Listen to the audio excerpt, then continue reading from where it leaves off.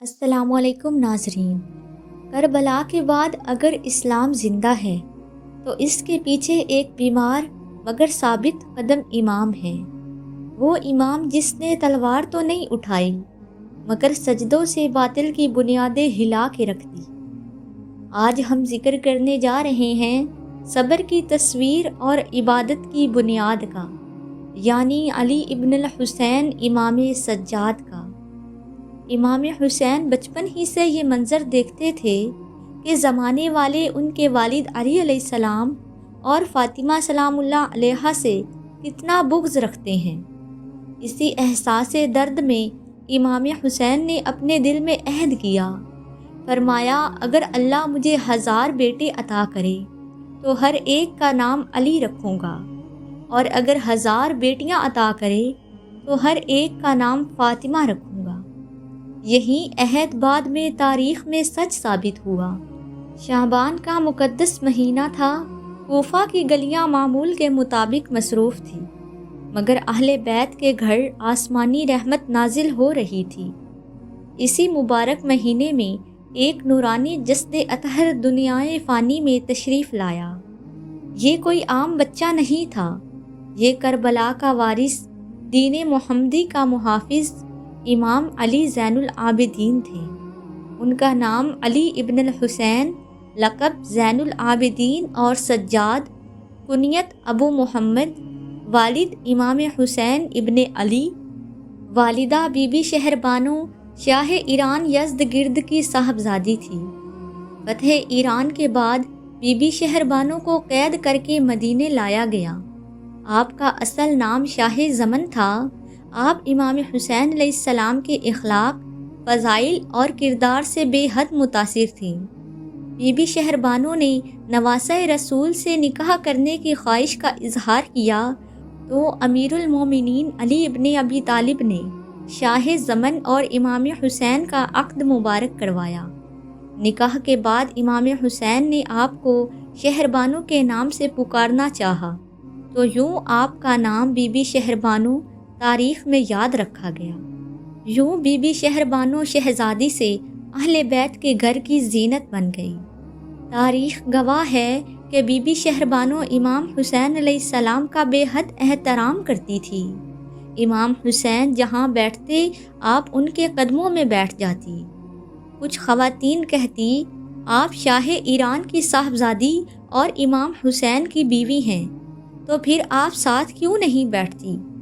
Be be شہربانو فرماتی امام حسین نواسہ رسول اور جگر گوشہ بطول ہیں، میں تو ان کی کنیز ہوں۔ اور بالآخر وہ لمحہ آیا، 5 شعبان المعظم 38 ہجری بمطابق 4 جنوری 659 عیسوی کو اللہ نے امام حسین اور شہزادی شہربانو کو ایک نورانی بیٹا عطا فرمایا۔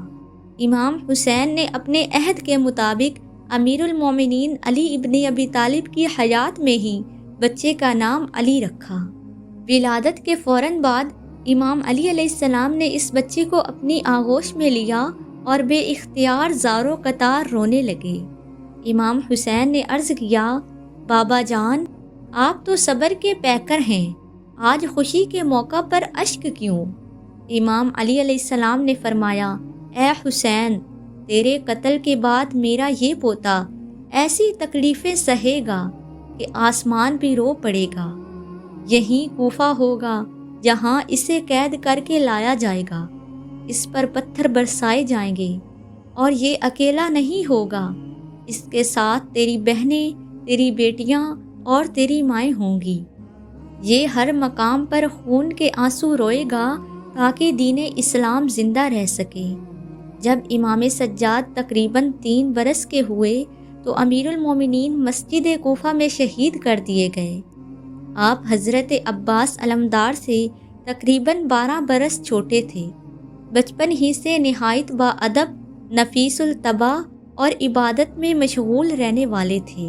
امام زین العابدین کا اخلاق اس قدر بلند تھا کہ ایک مرتبہ امام زین العابدین دسترخوان پر اپنی والدہ کے ساتھ کھانا تناول فرما رہے تھے، کھانا کھا بھی رہے تھے اور بار بار اپنی والدہ کے چہرے کی طرف دیکھ رہے تھے۔ بی بی شہربانو نے پوچھا، بیٹا مجھے بار بار کیوں دیکھ رہے ہو؟ امام سجاد نے عرض کیا، میں اس لیے دیکھ رہا ہوں کہ کہیں ایسا نہ ہو جو چیز میری ماں دیکھ لے وہ میں پہلے اٹھا لوں، جو چیز میری ماں نہ کھائے گی وہیں سجاد کھائے گا۔ کم سنی میں ہی کثرت عبادت کے باعث پیشانی پر سجدے کا نشان نمایاں ہو گیا۔ پوری رات سجدے میں بسر کر دیتے۔ ایک دن کی بات ہے کہ بی بی شہربانو نے قریب آ کر سنا، امام زین العابدین سجدے میں عرض کر رہے ہیں، اے اللہ یہ مسکین تیرے در پر آیا ہے، اے اللہ یہ فقیر تیرے در پر آیا ہے، اے اللہ یہ کمزور تیرے در پر آیا ہے۔ بی بی شہربانو حیران رہ گئی کہ 4 سال کا بچہ کس طرح تڑپ تڑپ کر رب سے مناجات کر رہا ہے۔ یہی وجہ تھی کہ آپ عابد کہلائے۔ یہی وہ بچپن تھا جو کربلا کے بعد صبر کا پہاڑ بن گیا۔ یہی سجدے تھے جو شام کے دربار میں یزید کی فتح کو شکست میں بدل گئے۔ یہی آنسو تھے جنہوں نے اسلام کو نئی زندگی عطا کی۔